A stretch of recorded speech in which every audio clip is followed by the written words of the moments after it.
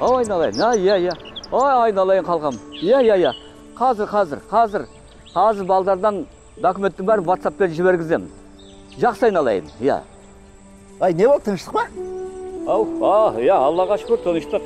Кеше мен мынау Қазақ Travel компаниясының мынау Умра қажылыққа бару жөніндегі жарнамасын көріп едім. Иә. Енді мен соған баратын болып шештім. Бәрекелді. Жүкі. Адам баласының арманы болған Қағбаны көріп, дәл жанында тұрып, мына өзіме, отбасыма мына сендерге дұға тілеп, мұсылмандық парызымды өтеп қайтсам деп едім. Қабыл болсын. Иә. Қазақ Travel компаниясының алғашқы тобы осы тамыз айында аттанады екен. Мен соған тіркелдім. Ай, Жүкі, сен де менімен бірге барып қайтсаңшы? Қай айдың жоқ? Тамыз айында. Тамыз айында? Иә.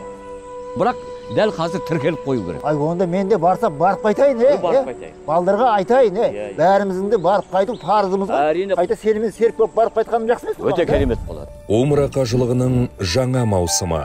Тамыз айында басталатын Умра құлшылығын Қазақ Travel компаниясымен бірге жасаңыз. Орындар шектеулі.